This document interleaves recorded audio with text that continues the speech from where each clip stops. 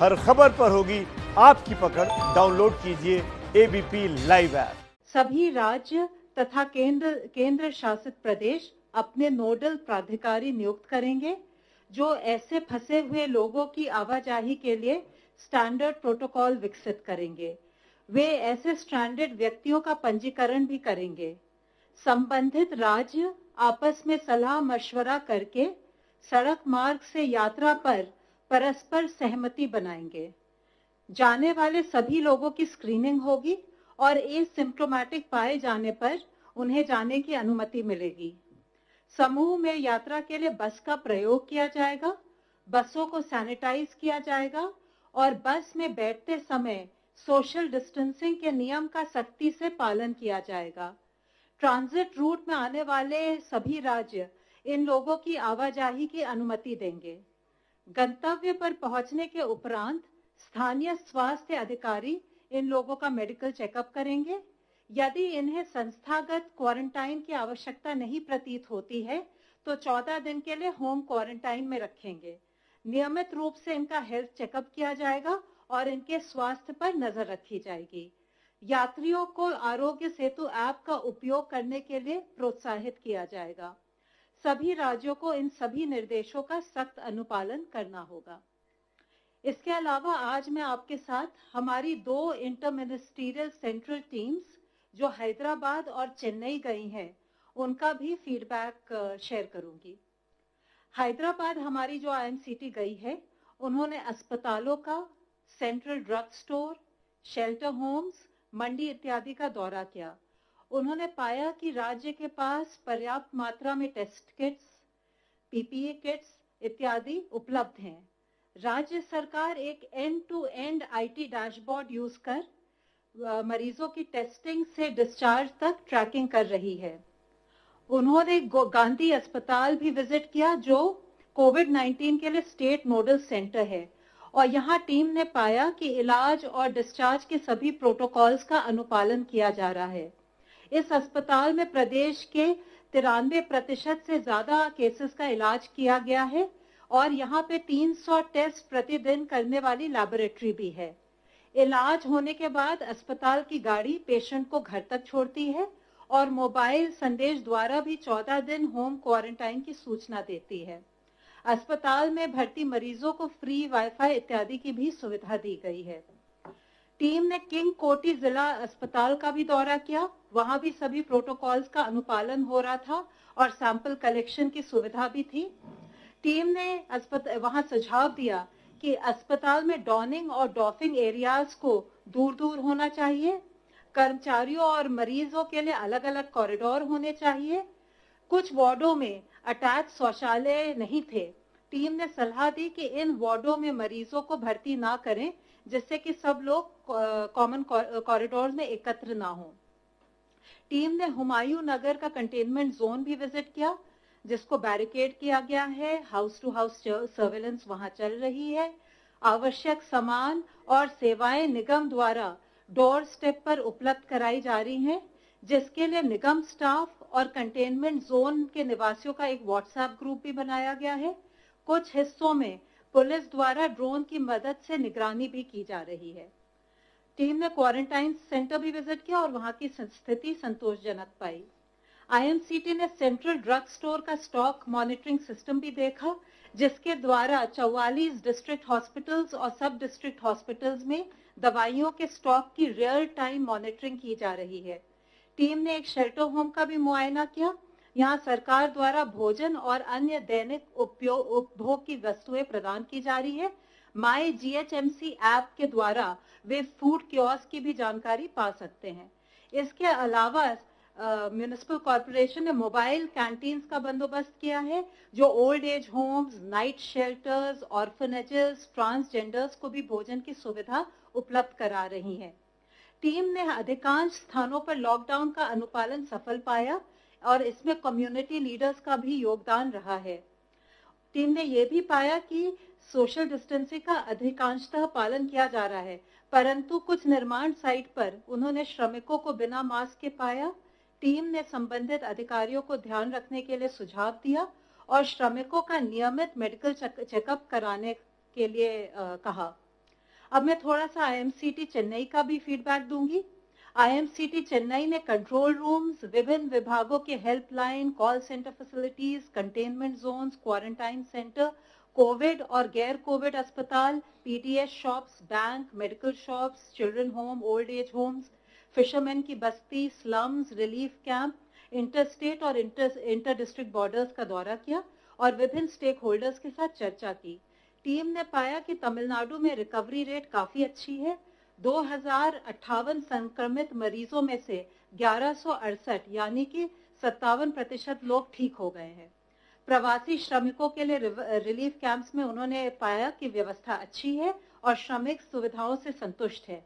TV, medical checkup और counselling की सुविधा भी उपलब्ध है। लॉकडाउन के दौरान लोगों के लिए कैंटीन द्वारा भी दिन में 3 बार भोजन की व्यवस्था की जा रही है। लोगों को वित्तीय सहायता, मुफ्त राशन तथा सब्सिडाइज रेट पर आवश्यक खाद्य पदार्थों के किट भी दिए जा रहे हैं।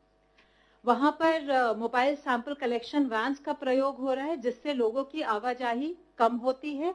यह संक्रमण कम फैलने में सहायक होता है। टेस्ट रिपोर्ट्स 24 घंटे में उपलब्ध करा दी जाती है, जो उन्होंने प्रशंसनीय पाया। कोविड टेली काउंसलिंग सेंटर और कंटैक्ट ट्रेसिंग सेंटर भी प्रभावी ढंग से काम कर रहे हैं। कोविड हॉस्पिटल में डॉक्टर्स मरीजों के साथ वीडियो कॉन्फ्रेंस द्वारा भी बातचीत करते हैं। राज्य सरकार ने घरेलू हिंसा के विरुद्ध भी उल्लेखनीय कदम उठाया है। पुलिस रिकॉर्ड्स में उपलब्ध जानकारी के अनुसार विमेन पुलिस कांस्टेबल्स, महिला पुलिस कांस्टेबल्स प्रोएक्टिवली उन घरों पर जाती हैं जहां डोमेस्टिक वायलेंस की आशंका है, जिससे कि इसको प्रिवेंट किया जा सके। अपने अनुभवों के आधार पर आईएमसीटी ने राज्य सरकार को कुछ सुझाव भी दिए हैं, जैसे कि भीड़-भाड़ इलाकों में, स्लम्स में, बैंक की शाखाओं पर सोशल डिस्टेंसिंग के अनुपालन के लिए और पुख्ता कदम उठाएं। मछुआरों के गांव में भी कोविड-19 संबंधी जागरूकता बढ़ाने की अति आवश्यकता है। अस्पतालों में जो रिश्तेदार प्रतीक्षा कर रहे हैं या लिफ्ट का इस्तेमाल कर रहे हैं, उनमें सोशल डिस्टेंसिंग का अनुपालन भी जरूरी है। हेल्थ केयर वर्कर्स में पीपीई का इस्तेमाल बढ़ाना होगा। ट्रक ड्राइवर्स की भी स्क्रीनिंग करने के लिए उन्होंने राज्य सरकार को सुझाव दिया। हमारी आशा है कि केंद्र और राज्य सरकार के एकजुट प्रयास से कोविड-19 के नियंत्रण में हम सफल होंगे। धन्यवाद। धन्यवाद। Health ministry representative please. पिछले 24 घंटों में देश में 1718 नए केसेस आए हैं, जिससे कि देश में रिपोर्ट हुए टोटल केसेस की संख्या अब बढ़कर 33,050 केसेस हो चुकी है। अगर हम देखें जो हमारे पास अभी एक्टिव मेडिकल सुपरविजन के केसेस हैं, तो वह संख्या 23,651 है। पिछले 24 घंटे में 630 पेशेंट वो क्योर भी हो गए, जिससे कि हमारे टोटल क्योर्ड पेशेंट्स की संख्या बढ़कर अब 8,324 हो चुकी है। इस तरीके से अगर हम देखें तो हम पाते हैं कि हमारे देश में टोटल रिकवरी रेट प्रेजेंटली 25.19% है। रिकवरी रेट के अंदर हम एक प्रोग्रेसिव ट्रेंड ऑब्जर्व कर रहे हैं। जैसा कि आप लोगों को इससे पहले भी बताया है कि 14 दिन पहले का अगर रिकवरी रेट देखें तो वह 13.06% था, जो कि अब बढ़कर 25% के ऊपर पहुंच गया है। यह एक बहुत ही पॉजिटिव साइन है। इसके साथ ही हम लोगों ने अगर रिपोर्टेड डेथ केसेस की एनालिसिस करें तो पाया कि हमारे देश में केस फेटेलिटी करीब 3.2% नोट की गई है, जिसमें से 65% मेल और 35% फीमेल पेशेंट्स थे। अगर हम मोर्टेलिटी का एज डिस्ट्रीब्यूशन भी देखें तो पाते हैं कि less than 45 years age group में 14% case fatality have been noted. 45 से 60 ईयर्स एज ग्रुप में 34.8% case fatality has been noted और 60 ईयर्स के अबव एज ग्रुप में 51.2% case fatality has been noted. उसमें भी अगर हम देखें कि 60 प्लस एज ग्रुप को अगर हम दो भागों में डिवाइड करें तो 60 to 75% में 42% case fatality has been noted और अबव 75 ईयर्स में भी हमारे पास 9.2% केसेस में केस फेटेलिटी नोट की गई है। इसके साथ ही 78% केसेस में जो डेथ्स रिपोर्ट हुई हैं उनमें कोमॉर्बिडिटीज भी पाई गई हैं। यह हम आप लोगों की दृष्टि में इसलिए लाना चाहते हैं कि कोविड-19 के संबंध में बोथ एल्डरली एज और कोमॉर्बिडिटीज रिस्क फैक्टर्स के रूप में पाए गए हैं। अगर हम देखें तो देश का डबलिंग रेट जो कि लॉकडाउन से पहले 3.4 पर था, वह प्रोग्रेसिवली बढ़कर अब 11 दिन हो गया है और कई स्टेट्स उस संबंध में अच्छा परफॉर्म कर रही हैं। जैसे कि अगर हम देखें कि जो स्टेट देश के डबलिंग रेट से बेटर परफॉर्म कर रही हैं, यानी कि वहां पर केसेस की डबलिंग 11 दिन से भी ज्यादा हो रही है, 11 से 20 दिन के बीच में देखें तो हम देखते हैं कि दिल्ली में, उत्तर प्रदेश में, जम्मू कश्मीर में, उड़ीसा, राजस्थान, तमिलनाडु, पंजाब, इन स्टेट्स में डबलिंग रेट 11 से 20 दिन के बीच में पाया गया है। साथ ही 20 से 40 दिन का डबलिंग रेट कर्नाटका, लद्दाख, हरियाणा, उत्तराखंड और केरला में देखा गया है। इसके साथ ही कुछ स्टेट्स में अब 40 डेज का भी डबलिंग रेट नोट किया गया है, वह है आसाम, तेलंगाना, छत्तीसगढ़ और हिमाचल प्रदेश। यहाँ यह बात मुख्य है कि हमें समझना चाहिए कि ओवरऑल स्टेट का डबलिंग रेट अच्छा होते हुए भी हो सकता है कि उस स्टेट के कुछ जिलों में केसेस का डबलिंग रेट हाई हो। तो इसके लिए जरूरी है कि हम लोग ये ऑब्जर्व करें, ये इंश्योर करें कि हमारा जहां एक ओवरऑल देश का डबलिंग रेट बढ़े, यानी कि कम दिनों में ज्यादा दिनों में केसेस का डबलिंग हो, उसी हिसाब से हम अपने आइडेंटिफाइड हॉटस्पॉट्स में कंसंट्रेटेड वे में काम करें ताकि हम ओवरऑल डिजीज को इस देश में कंट्रोल कर सकें। इसके साथ ही स्वास्थ्य मंत्रालय की तरफ से हमने सब स्टेट से फिर से डिस्कस किया, उनको रिक्वेस्ट किया है कि कोविड-19 के केसेस को मैनेज करते समय हम ये भी इंश्योर करें कि non Covid related essential services सभी लोगों को प्रोवाइड की जाती रहें।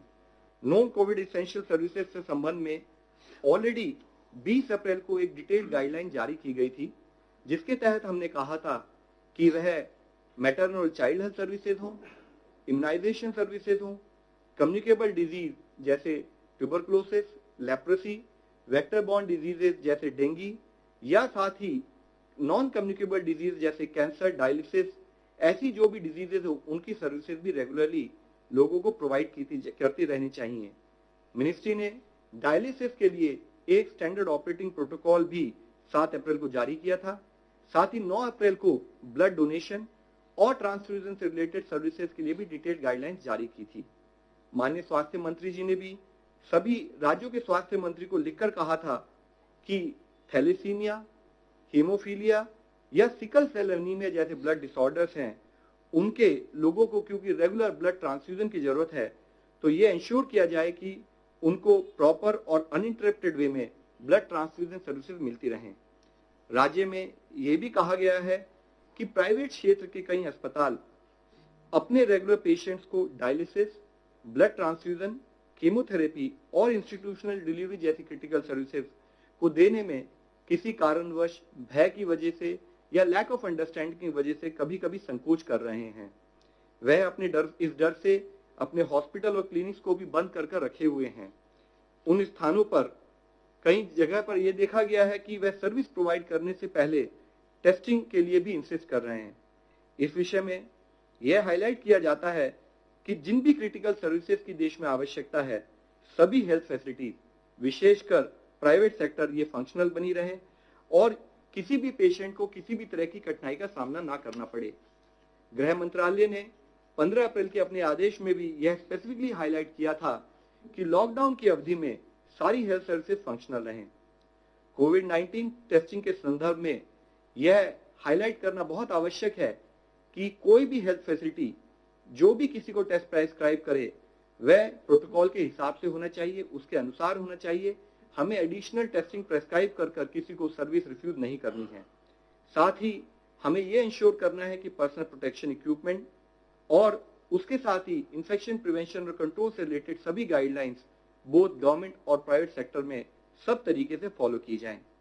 हेल्थ मिनिस्ट्री ने 20 अप्रैल को नॉन कोविड हेल्थ फैसिलिटीज में अगर कोई कोविड-19 का पेशेंट कन्फर्म पता लगे तो उसको कैसे मैनेज करना है, उससे संबंधित भी डिटेल्ड दिशा निर्देश जारी किए थे, जिनके तहत डिसइंफेक्शन के बाद ऐसी हेल्थ फैसिलिटीज में सर्विसेज कंटिन्यू की जा सकती हैं। इन गाइडलाइंस को ट्रू लेटर और स्पिरिट में इंप्लीमेंट करना बहुत जरूरी है ताकि हमारी हेल्थ फैसिलिटीज प्रोलॉन्ग समय के लिए बंद ना रहें। और साथ ही प्रोफाइलैक्सिस के रूप में हाइड्रोक्सिल क्लोरोक्विन का इस्तेमाल किया जाए, जिसके संबंधित डिटेल्ड एडवाइजरी भी ऑलरेडी जारी की जा चुकी है और साथ ही हाइड्रोक्सिल क्लोरोक्विन की सफिशिएंट अवेलेबिलिटी भी फील्ड पर इंश्योर की गई है। सभी लोगों से रिक्वेस्ट है कि हर तरीके से सर्विस सुचारू रूप से चलती रहे। हमारी हेल्पलाइन भी, जहां पर भी अगर कोई डिनायल ऑफ सर्विस रिलेटेड कोई कंप्लेन या कोई इशू रेज होता है तो वह भी स्टेट गवर्नमेंट के कोऑर्डिनेशन से करते हुए इसको सॉल्व करें, इसको सॉर्ट आउट करें और किसी को भी इसेंशियल क्रिटिकल सर्विसेज के लिए इनकार ना किया जाए। धन्यवाद। धन्यवाद। एबीपी न्यूज आपको रखे आगे।